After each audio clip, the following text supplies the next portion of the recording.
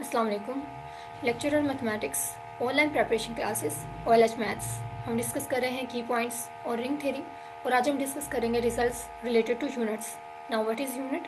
Unit basically ring के वो elements होते हैं जिनका अंडर मल्टीप्लिकेशन इनवर्स एग्जिस्ट करता है। ठीक है, अब हम रिजल्ट्स की तरफ आ जाते हैं।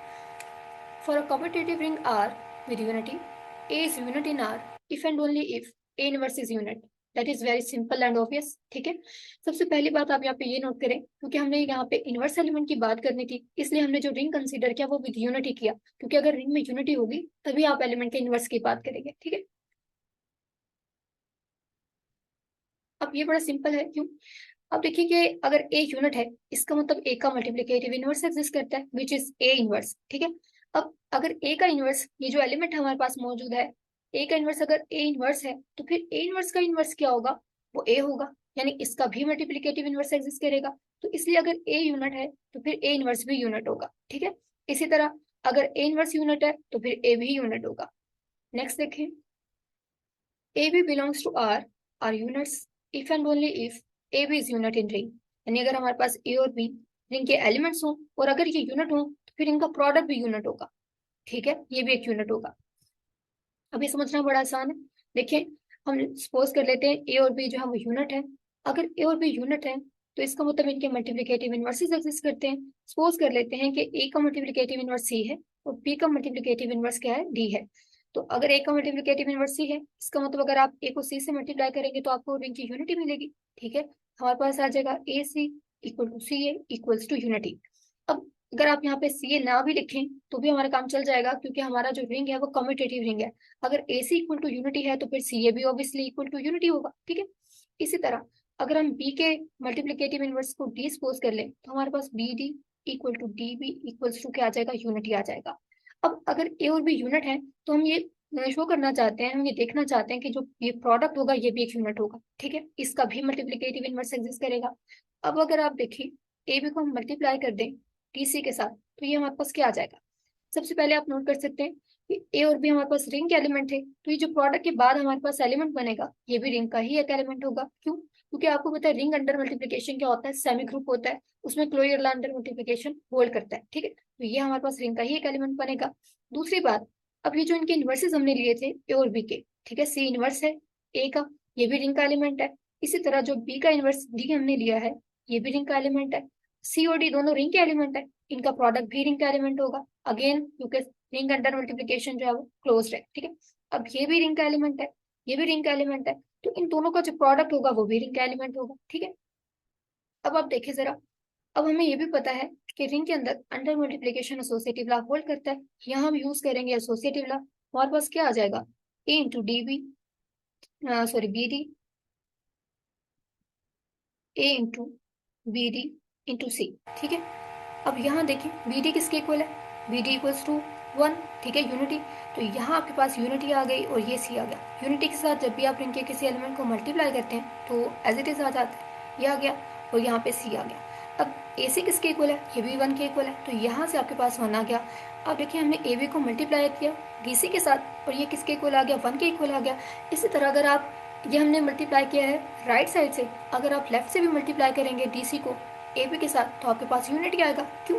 क्योंकि हमारा रिंग कम्यूटेटिव है, चाहे आप लेफ्ट से मल्टीप्लाई करें चाहे राइट से मल्टीप्लाई करें, आपको क्या मिलेगा? यूनिटी मिलेगा। ठीक है, इसका मतलब ये हुआ कि अगर हम ए बी को मल्टीप्लाई करें डी सी के साथ और हमें यूनिटी मिल रही है तो ए बी का जो मल्टीप्लिकेटिव इनवर्स है वो डी सी है। इसका मतलब है कि ए बी का मल्टीप्लिकेटिव इनवर्स एग्जिस्ट कर रहा है।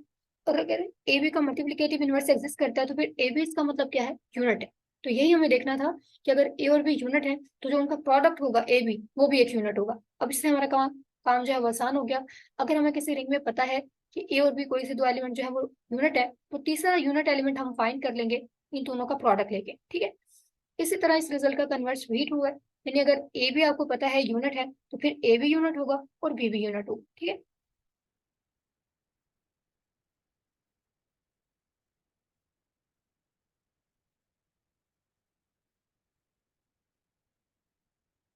इसका कन्वर्स देखने के लिए हम एक एग्जांपल देख लेते हैं। हम देखना चाहते हैं कि अगर ए भी यूनिट है तो फिर ए को भी यूनिट होना पड़ेगा, ए भी यूनिट होगा और बी भी यूनिट होगा। ठीक है, अब Z5 के एलिमेंट हमें पता है, Z5 में हमारे पास जो एलिमेंट आएंगे वो क्या आ जाएंगे? 0 1 2 3 4, ठीक है, ये इसके एलिमेंट्स आ गए। अब आप देखिए कि अगर हम इसके दो एलिमेंट, एक हम ले लें 2 और एक 3 ले लें, ए को हम ले लेते हैं 2 और बी को हम ले लेते हैं 3। अब अगर आप प्रोडक्ट निकालें ए बी, तो आप देखिए 2 को मल्टीप्लाई करेंगे 3 के साथ, हमारे पास 6 आ जाएगा, और 6 जी 5 में इक्वलेंट होता है 1 के, यानी ए बी इक्वल्स टू क्या आ गया 1।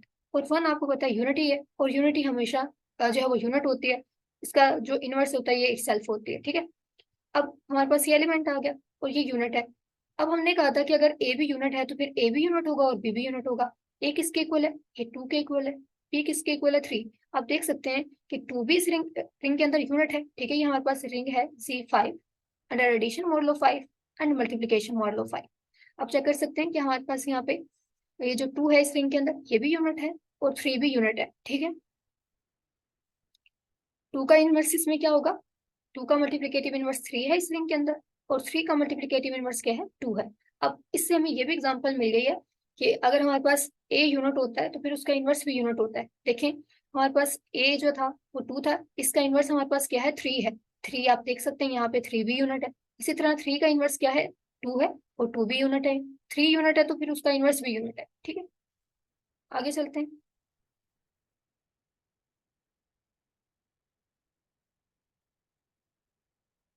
नेक्स्ट रिजल्ट है set of all units in a commutative ring with unity forms an abelian group under multiplication, ठीक है। अब हमें ये देखना है कि जो सेट ऑफ ऑल यूनिट्स होगा किसी भी कम्यूटेटिव रिंग में, वो हमेशा एक अबिलियन ग्रुप बनाएगा अंडर मल्टीप्लिकेशन। अब ये बड़ा आसान हो गया हमारे लिए, क्यों? क्योंकि दो बातें तो हम ऑलरेडी प्रूव कर चुके हैं कि अगर आपके पास ए कोई भी एलिमेंट है और ये यूनिट है, तो फिर आपके पास इसका जो इन्वर्स होगा वो भी एक यूनिट होगा। इसी तरह हम प्रूव कर चुके हैं कि अगर ए और बी यूनिट है किसी रिंग के, ये जो दो एलिमेंट हमारे पास मौजूद हैं, अगर ये यूनिट एलिमेंट है तो फिर इनका प्रोडक्ट भी हमेशा क्या होगा? एक यूनिट होगा। अब अगर हम सेट बना लें उन तमाम एलिमेंट्स का जो यूनिट है, तो इसका मतलब वो सेट अंडर मल्टीप्लिकेशन क्लोज होगा। क्यों? क्योंकि जब भी आप उसके कोई से दो एलिमेंट लेंगे, उनका प्रोडक्ट लेंगे, तो वो अगेन उस सेट का ही एलिमेंट आएगा, ठीक है। अगर हमारे पास यहाँ पे हम एक सेट बना लें जिसमें हमारे पास सारे यूनिट्स पड़े हों, ठीक है, इनके वो एलिमेंट्स आ जाएं जिनका जो कि क्या है? यूनिट्स हैं, जिनका अंडर मल्टीप्लिकेशन क्या है? इनवर्स एक्सिस्ट करता है। यहाँ पे हम अगर वो सारे एलिमेंट रख रहे हैं, तो ये जो सेट हमारे पास बनेगा, ये अंडर मल्टीप्लिकेशन जो है वो एक अबिलियन ग्रुप बनेगा। अबिलियन क्यों बनेगा? क्योंकि हमने कंसीडर किया है set of R units in a commutative ring. अगर हमारा रिंग कम्यूटेटिव है तो फिर उसका हर सबसेट भी कम्यूटेटिव होगा, ठीक है। रिंग अगर कम्यूटेटिव है तो फिर उसका अगर आप कोई भी सबसेट लेंगे, अगर रिंग के अंदर हमारे पास कम्यूटेटिव ला होल्ड कर रहा है तो फिर उसके सबसेट में भी कम्यूटेटिव ला होल्ड करेगा, उसका सबसेट क्या हो जाएगा? अबिलियन अबिलियन हो जाएगा, ठीक है। यहाँ पे हम ग्रुप की बात कर रहे हैं इसलिए हम अबिलियन ग्रुप बनेगा, क्योंकि रिंग के अंदर अंडर मल्टीप्लिकेशन कम्यूटेटिव ला होल्ड कर रहा है तो उसके सबसेट में भी करेगा, इसलिए यहाँ से हमें जो ग्रुप मिलेगा वो एक अबिलियन ग्रुप मिलेगा, ठीक है। अब हम देखते हैं कि किस तरह से ये सेट जो है वो ग्रुप की तमाम प्रॉपर्टीज को सेटिस्फाई करता है। ग्रुप की पहली प्रॉपर्टी हमारे पास क्या थी कि उसके अंदर क्लोजर ला होल्ड करना चाहिए, ठीक है। तो अभी हमने जो है वो प्रीवियस रिजल्ट में डिस्कस किया कि अगर आपके पास ए और बी कोई से दो यूनिट एलिमेंट हो रिंग के, ठीक है, तो फिर इनका जो प्रोडक्ट होता है वो भी एक यूनिट होता है, यानी हमारे पास जो यूनिट्स का सेट है ये अंडर मल्टीप्लिकेशन क्या हो गया? क्लोज हो गया, ठीक है। तो पहली प्रॉपर्टी हमारी पूरी हो चुकी है। नेक्स्ट हमें बात करनी होती है एसोसिएटिव लॉ की। एसोसिएटिव लॉ जो है वो ये जो हमारे पास सबसेट बनेगा यूनिट्स का, इसमें ऑब्वियसली होल्ड करेगा। क्यों? क्योंकि रिंग के अंदर हमारे पास रिंग क्योंकि अंडर मल्टीप्लिकेशन सेमी ग्रुप है, सेमी ग्रुप होने का मतलब है रिंग के अंदर under multiplication associative law hold करता है। और अगर रिंग के अंदर एसोसिएटिव लॉ होल्ड कर रहा है तो फिर उसके हर सबसेट के अंदर करेगा, क्योंकि ये हेरिडिटरी प्रॉपर्टी है। हेरिडिटरी प्रॉपर्टी क्या है? जो अगर किसी सेट में हो तो फिर उसके हर सबसेट में होती है, ठीक है। अब रिंग में एसोसिएटिव लॉ होल्ड कर रहा है तो उसके सबसेट में भी करेगा, लिहाजा हमारा एसोसिएटिव का मसला हल हो गया। अब नेक्स्ट प्रॉपर्टी हमने क्या देखनी थी? इसके अंदर यूनिटी मौजूद होनी चाहिए, ठीक है। यानी कि इसके अंदर identity element with respect to multiplication identity element मौजूद होना चाहिए इस सेट ऑफ यूनिट्स में। तो आप देखिए हमने जो रिंग कंसीडर किया है, रिंग विद यूनिटी कंसीडर किया है। अगर हमारा रिंग विद यूनिटी है तो फिर यूनिटी हमेशा यूनिट होती है, तो फिर ये भी यूनिट के सेट में मौजूद होगी, तो यहाँ पे हमारे पास मल्टीप्लिकेटिव आइडेंटिटी भी आ जाएगी, ठीक है। अब लास्ट हमारी प्रॉपर्टी क्या थी कि जो भी सेट के अंदर एलिमेंट्स पड़े हैं उनके इनवर्सेस भी इसमें मौजूद होने चाहिए। तो ये हम अपने प्रीवियस रिजल्ट में डिस्कस कर चुके हैं कि अगर ए कोई भी यूनिट एलिमेंट है रिंग का तो फिर उसका इनवर्स भी यूनिट होगा, यानी ये जो एलिमेंट होगा ये भी उस सेट में चला जाएगा यूनिट्स के, ठीक है। तो अगर ए यहाँ पे पड़ा है तो इसका इनवर्स भी क्योंकि यूनिट होता है वो भी सेट के अंदर मौजूद होगा, यानी हर एलिमेंट का इनवर्स इस सेट के अंदर ही मौजूद है।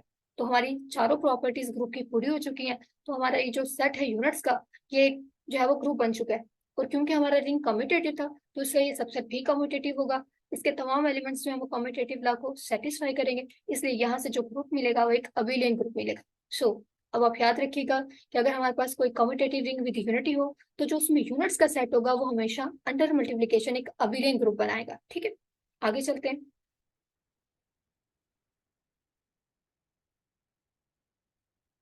नेक्स्ट रिजल्ट है Zn से रिलेटेड।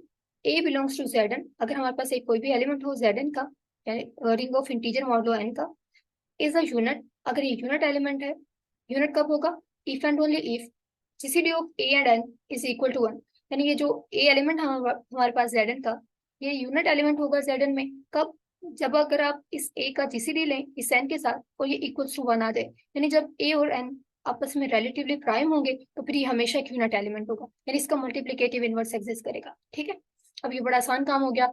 जब भी हमारे पास रिंग ऑफ इंटीजर्स होगा मॉडलो n, तो हम क्या करेंगे, हम सिर्फ ये चेक कर लिया करेंगे वो कौन से एलिमेंट है जिनका जीसीडी n के साथ जो है वो 1 है, और वो एलिमेंट हमारे पास यूनिट्स बन जाएंगे। अगर आप चेक करना चाहें तो देखें, अगर मैं Z4 ले लूं तो हमारे पास इसमें एलिमेंट्स क्या होंगे? 0, 1, 2, 3। ठीक है, अब ये एलिमेंट्स होंगे।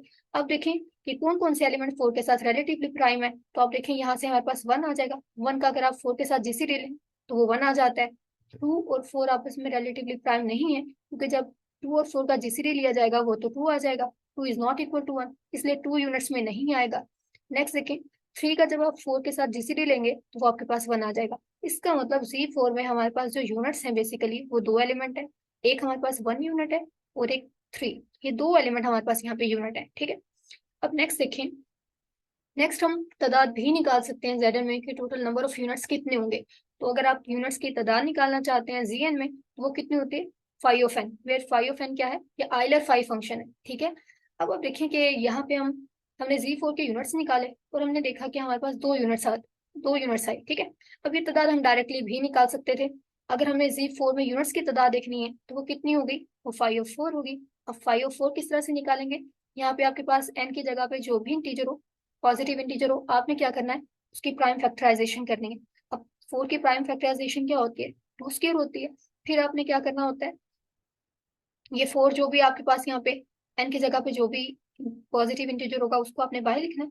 फिर 1 माइनस यहाँ पे जो प्राइम फैक्टर्स होंगे उनको आपने 1/, वो प्राइम फैक्टर लिखना है। अब यहाँ पे एक ही प्राइम फैक्टर था तो यहाँ पे 1/2 आ गया। यानी अगर आपके पास एक से ज्यादा आते, फॉर एग्जाम्पल अगर हमारे पास यहाँ पे प्राइम 3 भी आ जाता तो फिर हमने 4 यहाँ पे एक ही बार आपने लिखना है। यहाँ पे 1 - 1/, प्राइम फैक्टर्स आपने लिखने हैं। जितने भी प्राइम फैक्टर्स होंगे वो 1 माइनस के साथ आपने लिखने हैं। यानी अगर आपके पास 3 भी होता तो फिर आप लिखते, पहले आपने 1 - 1/, एक प्राइम फैक्टर लिख दिया, फिर 1 - 1/, करके सेकंड प्राइम फैक्टर आपने लिखना था। जितने भी प्राइम फैक्टर्स होते हैं वो 1 माइनस करके आपने इस तरह से लिखने होते हैं। लेकिन यहाँ पे क्योंकि हमारे पास एक ही था तो हमने 1 - 1/2 लिख लिया।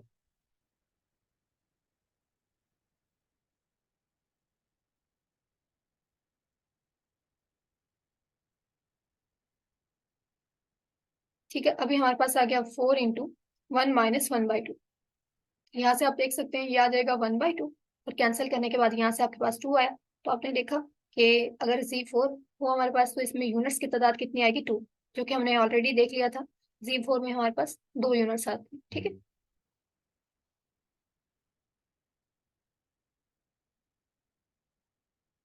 नेक्स्ट देखते हैं। Units of a ring divide every element of the ring. Ring का जो यूनिट एलिमेंट होता है वो रिंग के हर एलिमेंट को डिवाइड करता है। अब यहाँ डिवाइड करने से क्या मुराद है? अभी आप देखेंगे हमने यूनिट्स फाइंड किए थे Z4 के।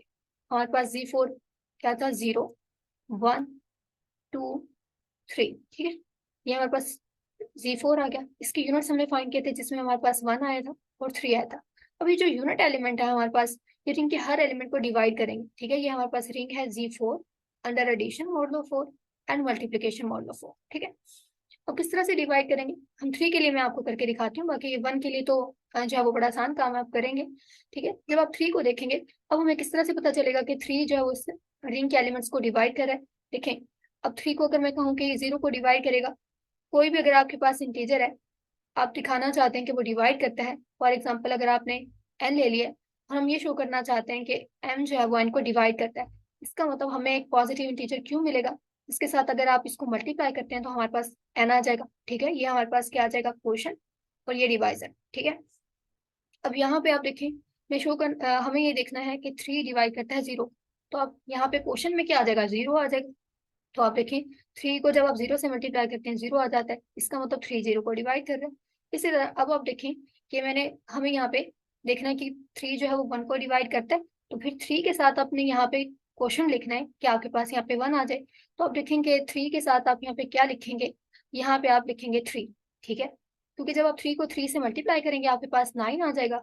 और मोड 4 में 9 किसके इक्विवेलेंट होता है, 1 के इक्विवेलेंट होता है। ठीक है, तो आपके पास 1 आ जाएगा। इसका मतलब 3 जो है वो 1 को डिवाइड करता है, ये क्वेश्चन है आपको। ठीक है, इसी तरह 2 के साथ भी आप चेक कर सकते हैं और 3 के साथ भी देख सकते हैं। ठीक है, तो जो यूनिट एलिमेंट होता है किसी भी रिंग का, उस रिंग के हर एलिमेंट को क्या करता है, डिवाइड करता है।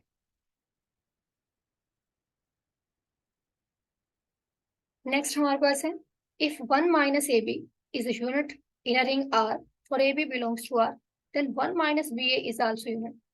ठीक है, ये बड़ा इंटरेस्टिंग है। क्यों, क्योंकि देखिए अगर हमारा रिंग कम्यूटेटिव होगा तो उस सूरत में अगर 1 माइनस ए बी यूनिट है तो फिर 1 माइनस बी ए यूनिट होगा। ये तो सेम ही बातें होंगी, क्योंकि अगर आपका रिंग कम्यूटेटिव है तो उस सूरत में ए बी हमेशा बी ए के इक्वल होगा, तो ये तो दोनों बातें सेम हो जाएंगी। लेकिन अगर हमारा रिंग नॉन कम्यूटेटिव है तो उस सूरत में हमें हमें यहाँ से अगर एक यूनिट एलिमेंट का पता है तो फिर यहाँ से हम दूसरा यूनिट एलिमेंट निकाल सकते हैं। अगर 1 माइनस ए बी एक यूनिट है तो फिर 1 माइनस बी ए भी हमेशा एक यूनिट होगा। ठीक है, यानी इसका भी मल्टीप्लिकेटिव इनवर्स एग्जिस्ट करेगा। नेक्स्ट देखिए, for a commutative ring with unity, if for A B belongs to R, A is unit and B square equal to 0, then A plus B is a unit of ring R. ठीक है, अगर हमारे पास कोई भी commutative ring हो with unity, ठीक है, ए भी रिंग के एलिमेंट हो, ए इज यूनिट, इनमें से ए जो है वो यूनिट हो और जो दूसरा एलिमेंट है वो इस कंडीशन को सेटिस्फाई कर रहा हो, तो फिर ए प्लस बी भी एक यूनिट होगा। क्या है कि अगर हमारे पास जो रिंग आर हमने लिया है ये कम्यूटेटिव रिंग है, ये कम्यूटेटिव रिंग है और इसमें यूनिटी भी है। कम्यूटेटिव रिंग विद यूनिटी है। ठीक है, जाहिर सी बात है अगर हम यूनिट्स की बात कर रहे हैं तो फिर यूनिटी का होना तो मस्ट है। ठीक है, अब ए और बी हमारे पास रिंग के एलिमेंट है। ए हमारे पास क्या है, ये यूनिट है। अगर ए यूनिट हो तो जो दूसरा एलिमेंट बी हमने लिया है ये इस कंडीशन को सेटिस्फाई करे, यानी अगर आप बी का स्क्वायर लेते हैं तो आपके पास 0 आ जाता है। तो फिर इन दोनों का जो सम होगा ए और बी का, ए प्लस बी, ये भी हमारे हमारे पास क्या होगा, एक यूनिट होगा। ठीक है, अब इस एग्जाम्पल से देखें किस तरह से।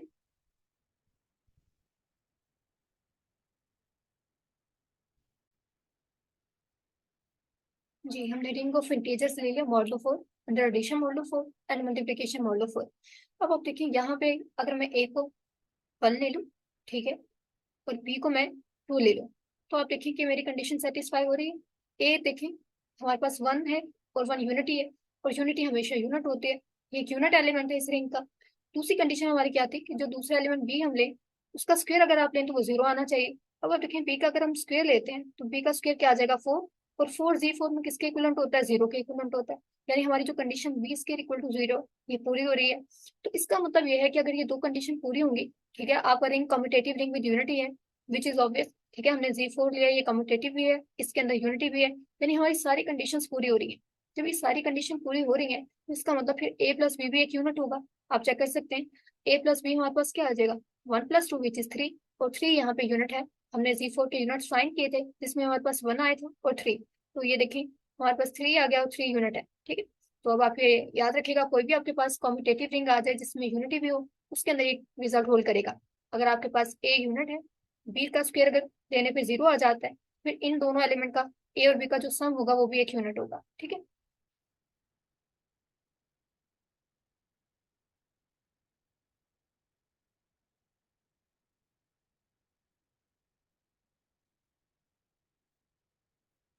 नेक्स्ट रिजल्ट देखें, every non zero element in a division ring और स्क्यू फील्ड इज यूनिट। हर नॉन जीरो एलिमेंट जो डिवीजन रिंग में होता है, या फिर हम उसको स्क्यू फील्ड भी कहते हैं, वो हमेशा यूनिट होता है। डिवीजन रिंग में जो भी नॉन जीरो एलिमेंट हमारे पास मौजूद होते हैं सारे के सारे यूनिट्स होते हैं। ठीक है, ये तो बेसिकली डेफिनेशन से ही ऑब्वियस है। डिवीजन रिंग होता क्या है, और डिवीजन रिंग हम ऐसे रिंग को कहते हैं, ठीक है, जिसमें हर नॉन जीरो एलिमेंट जो होता है वो यूनिट होता है। इस वजह से अगर हमारे पास डिवीजन रिंग होगी तो उसका हर नॉन जीरो एलिमेंट हमेशा यूनिट होगा, ठीक है। नेक्स्ट देखें, every non zero element in a field is unit. Field का हर नॉन जीरो एलिमेंट जो होता है वो यूनिट होता है। बेसिकली फील्ड जो है वो डिवीजन रिंग भी होती है, और डिवीजन रिंग के लिए हम ऑलरेडी डिस्कस कर चुके हैं कि उसका हर नॉन जीरो एलिमेंट एक यूनिट होता है, ठीक है। इसलिए फील्ड का भी हर नॉन जीरो एलिमेंट यूनिट होगा। दूसरा, आप ये भी देख सकते हैं कि जो फील्ड है वो अंडर मल्टीप्लीकेशन क्या होती है, नॉन जीरो एलिमेंट के साथ ग्रुप बनाती है, ठीक है। अगर under multiplication non zero element के साथ हमारे पास फील्ड में ग्रुप बनता है, तो फिर आपको पता है कि ग्रुप में तो हर नॉन जीरो हर एलिमेंट का जो है वो इनवर्स एग्जिस्ट करता है, तो फिर हर एलिमेंट जो है वो यूनिट बन जाएगा, ठीक है।